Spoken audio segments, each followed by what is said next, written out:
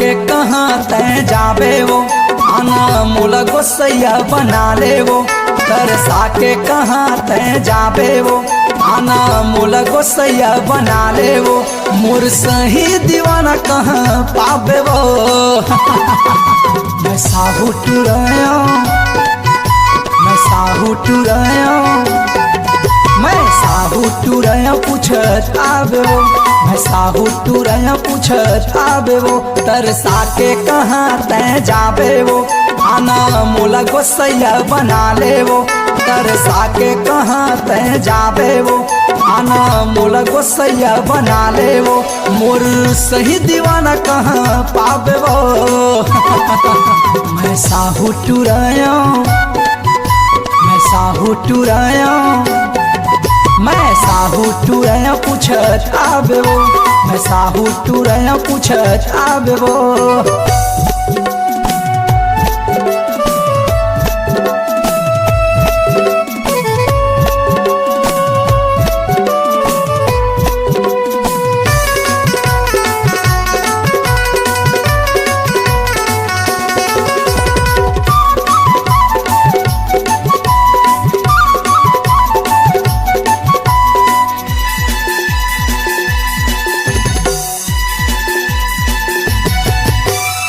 लगती परिया झिरना के तीरवा बैजलपुर मोर गाँव है। झन भुलावे तय लिख ले बताओ कार्तिक साहू मोर नाम है।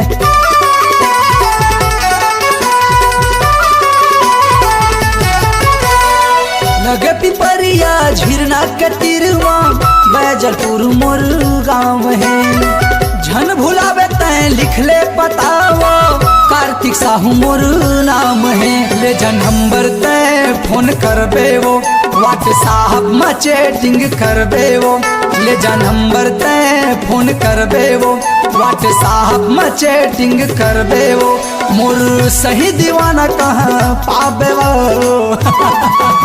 मैं साहू टुराया, मैं साहू टुराया, मैं साहू टुराया पूछत आबे वो, मैं साहू टुराया पूछत आबे वो।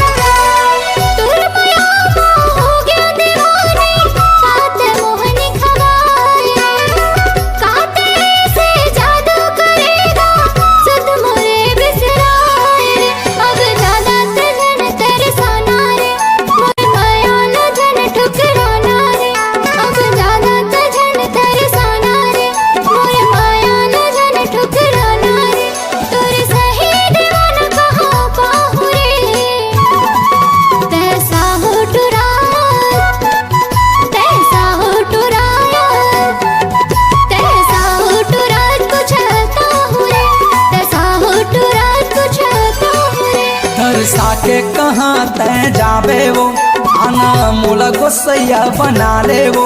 तरसा के कहाँ तय जाबे वो आना मोला गोसैया बना ले वो। मोर सही दीवाना कहाँ पाबे वो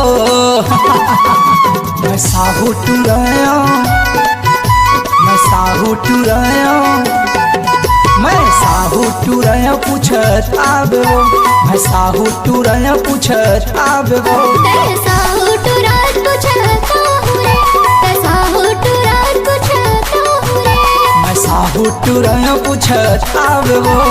साहू टुरात पूछत रे। ईमान से आबे ना। आहू जी आहू।